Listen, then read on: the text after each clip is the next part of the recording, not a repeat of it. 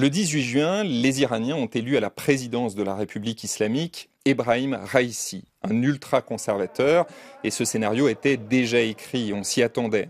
Le système iranien a l'habitude de sélectionner les candidats à la présidentielle, et cette fois, c'est une exception, c'est une nouveauté. Ce système a écarté de la course les principaux candidats réformateurs. L'ultra-conservateur Raïssi était donc le grandissime favori de cette élection. Alors, qui est Ebrahim Raïssi? Il a 60 ans, c'est le chef de l'autorité judiciaire. Il a fait tout son parcours au sein de l'institution judiciaire. Il est accusé par certains défenseurs des droits de l'homme d'avoir été l'un des responsables en 1988 de l'exécution de milliers de prisonniers politiques. C'est un dur, il est proche du guide suprême, Ali Khamenei, l'homme qui détient les clés du pouvoir en Iran. Certains observateurs estiment qu'il pourrait prétendre à la succession du guide. Quand on parle aux Iraniens dans la rue en Iran, eh bien une partie de la population se reconnaît en Ebrahim Raïssi. Ce sont les ultra-conservateurs. Ils sont attachés aux valeurs de la République islamique, des conservateurs très pieux pour la plupart. Ils représentent un bon tiers de l'électorat iranien, 15 à 20 millions de personnes environ.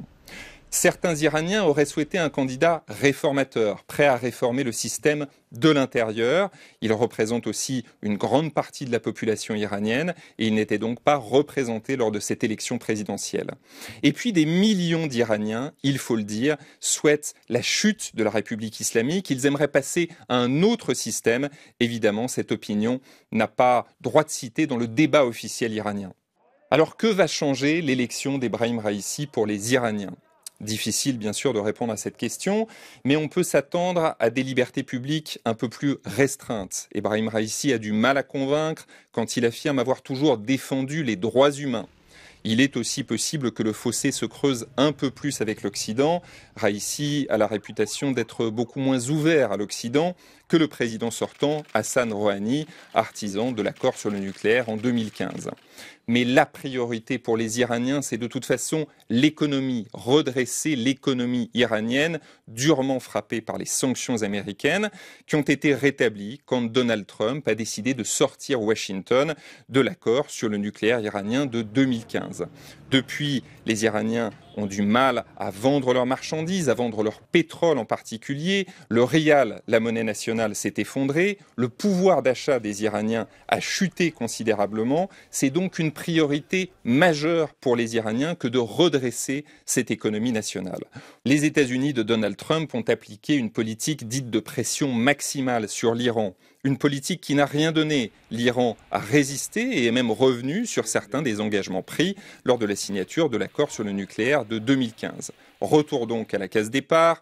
L'Iran souhaite la levée des sanctions américaines et les Américains, les Occidentaux en général, veulent que l'Iran réduise ses activités nucléaires. Des négociations ont pu reprendre à Vienne entre les États-Unis et l'Iran, des négociations indirectes orchestrées par les Européens, mais ces négociations ne donnent rien pour le moment. L'Iran souhaite que les États-Unis fassent le premier geste. Après tout, ce sont eux, sous Donald Trump, qui sont sortis de l'accord sur le nucléaire. Et les Américains craignent que l'Iran soit allé un peu trop loin dans la reprise de ses activités nucléaires. Ils aimeraient aussi aborder d'autres questions, le programme balistique iranien, la question des missiles, l'influence de l'Iran dans la région, des questions extrêmement complexes.